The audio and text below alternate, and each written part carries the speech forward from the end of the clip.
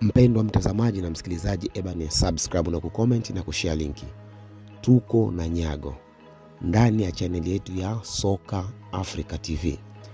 Leo tunakwenda kukujuza muimbaji bora kambini Nyarugusu. Hana mfano, ameupiga mwingi.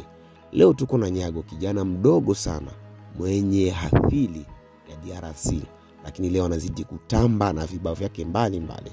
Kijana mwenye kununua vitu vya gharama. Huyu ndiye msanii wa kwanza kambini Nyarugusu kuvaa vitu vya gharama, akiwa na mikufu yenye thamani kubwa kubwa ya pesa, akiwa na viatu vyenye gharama kubwa. Pia ni mtu mwenye kuvaa uhalisia wa Mwafrika.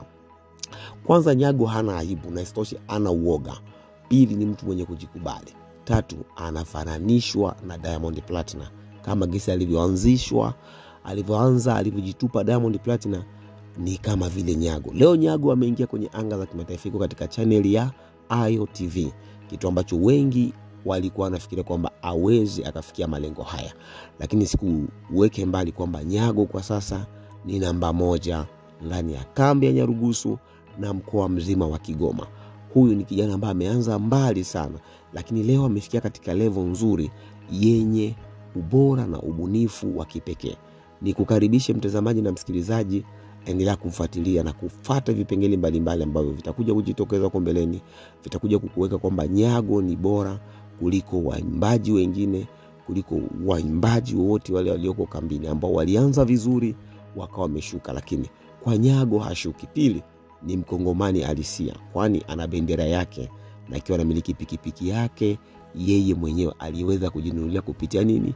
Kupitia uwezo wake wa kuimba. Vipo vitu vingi sana na kwenda kuigiza na kwenda kujionyesha kwamba yeye ni bora. Leo yuko na nani? Yuko na H Baba.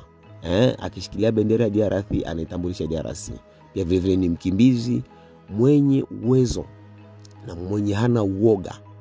Alivyoshuti na H Baba, watu walimkejeli na wakamponda, lakini leo anazidi kutanua anga za kitaifa.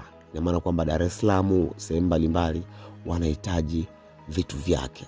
Nyago amekuwa mtu mwenye kolabo nyingi, back to back, ni kwamba anaingia na hii anatoka na hii, na ni mtu mwenye kuweza kupiga mapigo yale ya kisasa, yale mapigo ya kumuumiza nyoka. Mtazamaji, ni kwamba muziki unaana na future na malengo. Bila future aidha malengo huwezi kufanikiwa chochote kile. Hivyo Nyago ndivyo vitu anavyokwenda kukimbiza, kama vile Diamond Platnumz alivyokimbiza. Uzuri wa Nyago, hakati tamaa, hana uoga na anajisikia muda wote kwamba mimi ninaweza. Kwa nini mimi nisiweze? Mbona mwingine aliweza? Na huyu ndiye mfano wa Diamond Platnumz, kwani ameiga vitu vingi, staili zake, mapigo, vitu vyake kama kawaida. Diamond Platnumz alivyokuwa kitoka, na ni mtu mwenye kutrend muda wote, na upenda mtandao. Ni kwamba mtandao unatapaswa kumzoea msanii. Mtu yote yule ambaye ni maarufu anapaswa kuwa amezoeleka na mtandao. Na Sport Soka ipo siku atakuwa naye kwenye studio zao kuweza kumkaribisha na kumjua kiundani zaidi kwamba Nyago ni nani, anafikiria nini huko mbeleni, anatuandalia nini jamii ya wakimbizi Nyarugusu. Anaendelea kuonesha kwamba yeye bado ana anga kubwa la muziki. Usidanganywe na usichanganywe, ni kwamba Nyago bado ni bora kuliko wale ulikuwa ukitazamia ambao walikwenda kutrend katika sehemu mbalimbali. Subscribe na kucomment na kushare linki. Soka Africa.